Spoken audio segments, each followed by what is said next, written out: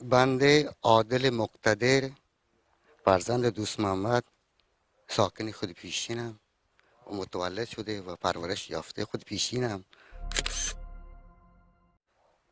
کتاب اوستا قدیمی ترین کتاب جهان دیگه. بله. آره، این روزه مثلا که همرنگ شده، مثلا کتاب های جدیدتری آمده هم، مثلا رسم الخط جدیدتری آمده هم، ولی اوستا رسم الخط خود ما ایرانی قدیم الایامه، ما بلوچ‌ها. درسته. ولی چند سال خدمت داری این خط؟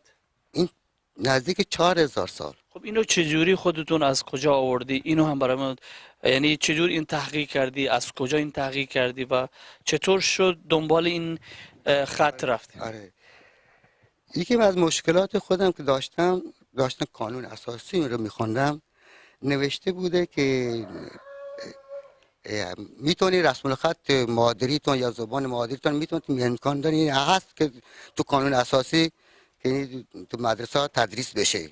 درسته. بعد از این قضیه که آمده پیش یعنی شاعرها و ادیبا که کنچی فرنگی ها که علاقه به زبان مادریشون داشتم، بهشون گفتم که حالا ما تو ماده قانون اساسی خودمون که داریم که یعنی زبان مادری تو مدرسه تدریس بشه، پس چرا شما زبان مادر به مدرسه یعنی نمیگذاری تدریس بشه؟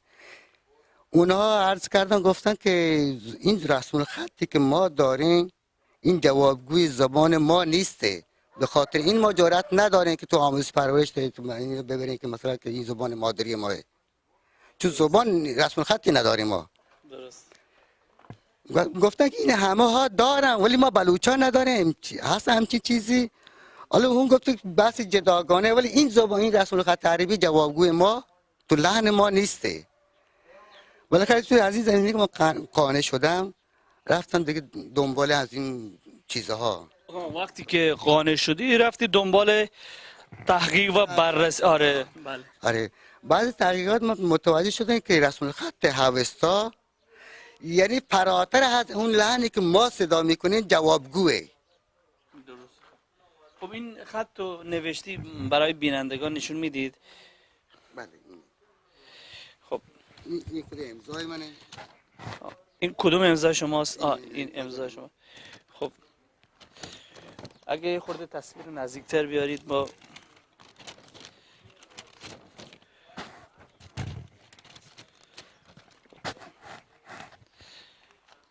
خب اینجوری ها.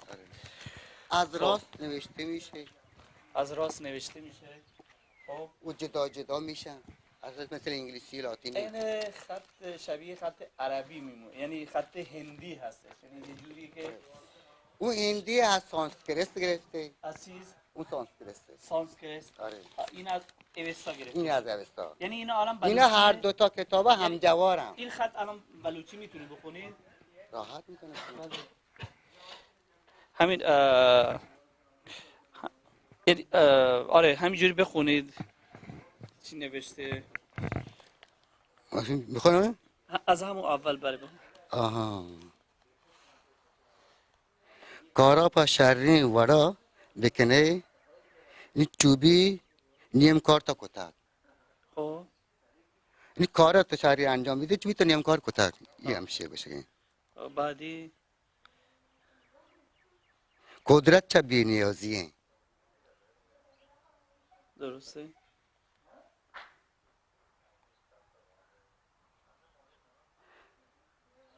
مزنی خبر نه پراها و نه داریج بلکه جوله.